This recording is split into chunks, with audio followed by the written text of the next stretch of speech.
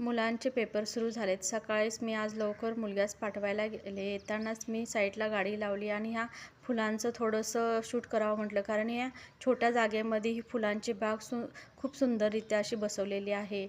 आणि ही जी फुलं बघितली ना, त्यावेळेस माझ्या मनाला खरोखरच मी येता जाता मुलग्याला शाळेला पोचवायला येते त्यावेळेस या बागेकडं माझं नेहमीच लक्ष जातं.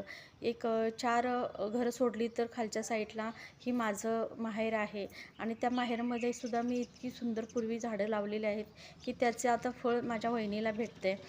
तिथं एक आंब्याचं झाड आहे, बरंच अशी झाडे होती की वहिनी माझी त्या इतकं म्हणजे ट्रॉलीनी लाकडं त्या झाडाची काढत आहे सध्या आता.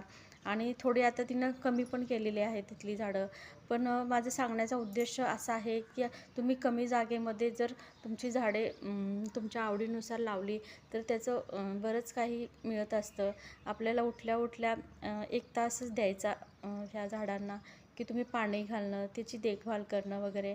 पण ह्याच्यातूनही तुम्हाला फायदा मिळत असतो की तुम्ही जमिनीवर चालल्यामुळे तुमच्या शरीराला अनेक गोष्टीचा फायदा होत असतो.